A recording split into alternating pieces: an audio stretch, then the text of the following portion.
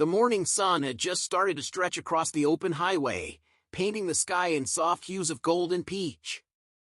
The world felt still, except for the steady hum of motorcycle engines parked outside a small roadside diner in northern Arizona. Inside, the air was thick with the smell of coffee, bacon, and the faint trace of engine oil clinging to leather vests. Laughter rolled between the walls, low and rough, the kind that comes from men who've seen too much of life and still find reasons to smile. The Hells Angels were having breakfast. They looked like trouble, big men with tattoos winding up their arms, vests stitched with the red and white patch, boots heavy with road dust. People passing by usually crossed the street when they saw them. But that morning, behind the dark sunglasses and rough edges, they were just a group of brothers sharing pancakes, teasing each other, and talking about the next ride. Then it happened. A sound so sharp, so desperate, that it sliced through the morning calm. A child's scream. Every head turned. From across the parking lot, a little girl came running. She couldn't have been more than 7. Her red cotton dress fluttered wildly in the wind, her untied boots slapped the pavement, and strands of light brown hair stuck to her tear-streaked face. Her small arms pumped as she ran, voice cracking from panic. "Please! They're hurting my mama!"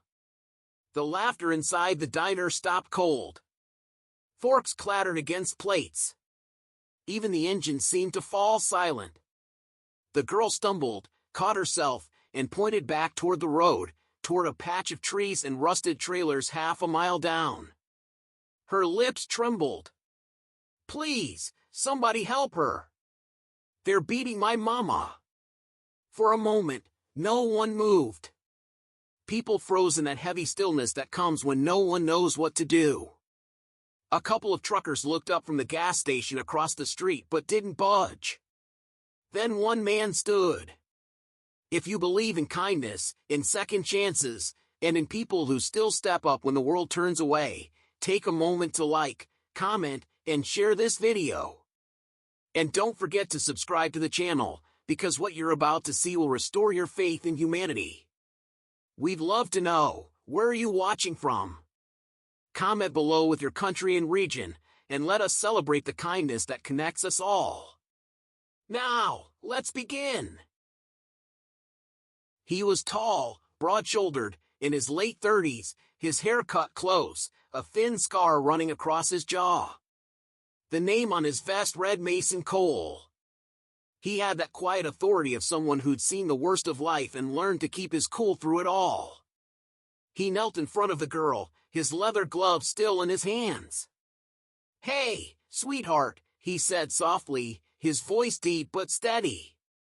"Where's your mom?" The girl, trembling, could barely speak. She pointed again toward the road. "Down there," she sobbed. "He's hurting her. Please." Mason didn't ask anything else. He stood, eyes narrowing. "Tank! Ryder! You're with me." 2 of the bikers immediately got up, Tank, a mountain of a man with a shaved head, and Ryder, lean and wiry, his arms sleeved with ink.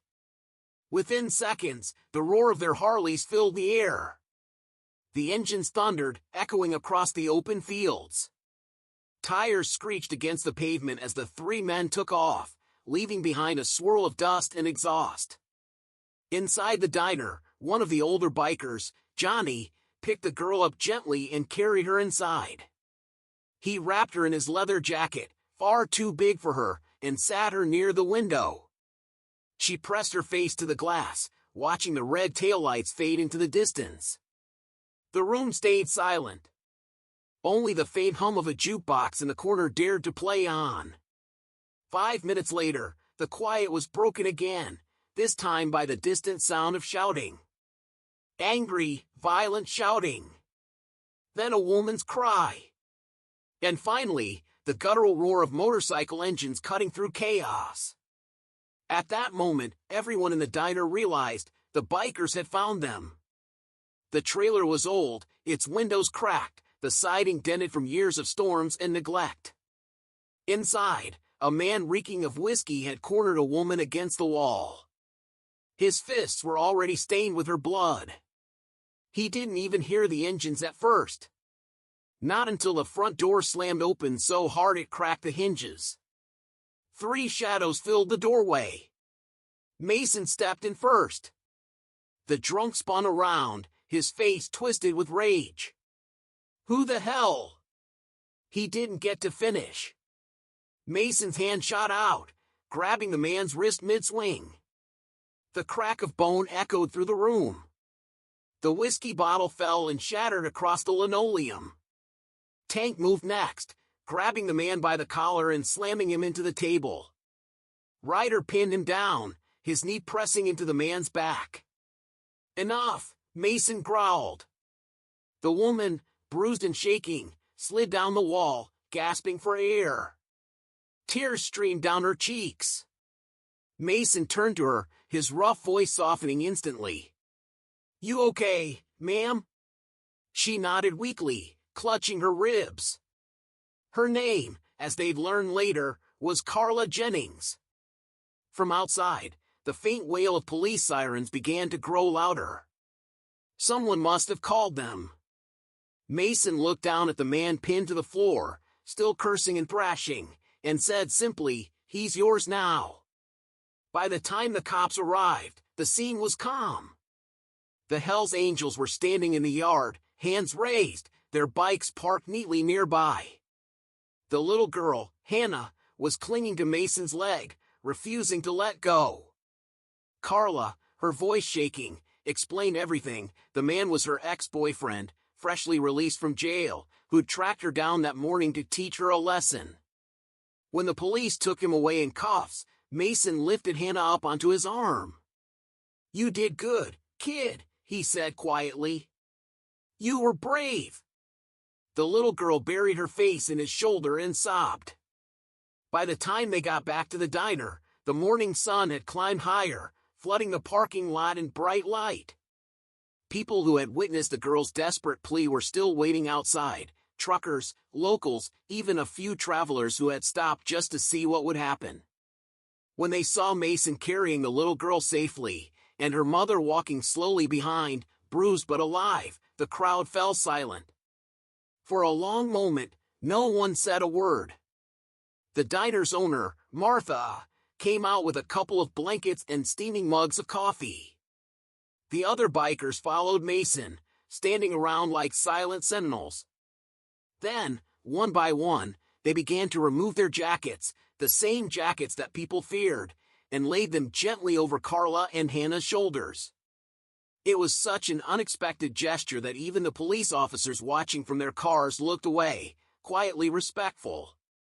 Carla, still trembling, whispered, "I didn't think anyone would come."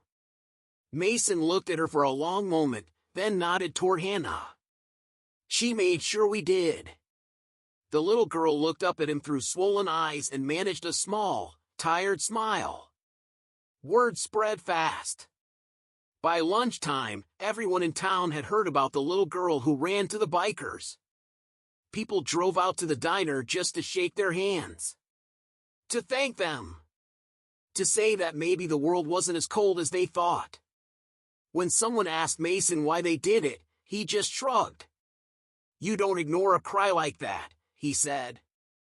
"Doesn't matter what patch you wear, some things are just human."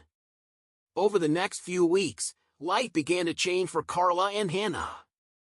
The local church helped them find a small apartment. A few of the truckers who'd been at the diner that day brought over furniture. One woman donated groceries. And every Sunday morning, the same rumble of engines could be heard outside their building. The Hells Angels would roll up, Mason, Tank, Ryder, and a few others, carrying bags of groceries, sometimes toys for Hannah, sometimes just coffee and quiet company. They never stayed long. Just enough to make sure the two were okay. Carla, still healing, started to smile again. She got a part-time job at the diner. Hannah began to draw pictures, bright, colorful crayon sketches of motorcycles and smiling faces. She always drew Mason with a big heart on his jacket. Months passed. Winter melted into spring. The desert air turned warm again, and wildflowers began to bloom along the roadside. One morning, Mason was fueling up his Harley outside the diner when he heard a small voice behind him. "Mr. Mason!" He turned to see Hannah running toward him, clutching a folded piece of paper. Her hair was tied back now, her cheeks no longer pale with fear. She handed him the paper, grinning wide. "This is us," she said proudly. Mason unfolded it carefully. The drawing showed a row of motorcycles, a tiny girl in a red dress, and a tall man kneeling beside her. Above them, written in shaky crayon letters, were the words, "My angels." Mason stared at it for a long time, saying nothing.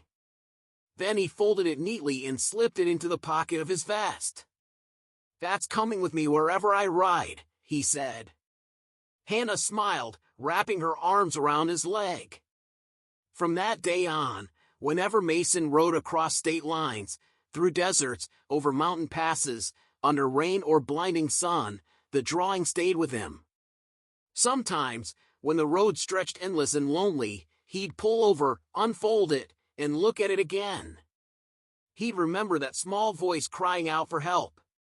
He'd remember that even in a world that often turns its back, sometimes all it takes is one act of courage to change everything. And he'd smile, a quiet, private smile, before tucking the drawing back into his vest and kicking the engine to life again. The road would rumble beneath him, stretching far and free. So the next time you see someone who looks rough around the edges, remember this story. Because sometimes, the people you fear the most are the ones who carry the deepest kindness. So the next time you see someone who looks rough around the edges, remember this story. Because sometimes, the people you fear the most are the ones who carry the deepest kindness. If this story touched your heart, please take a moment to like, share, and subscribe to Golden Tales, because stories like this remind us that compassion still lives out there, roaring down the open road. And tell us in the comments, what would you have done if you were one of those bikers?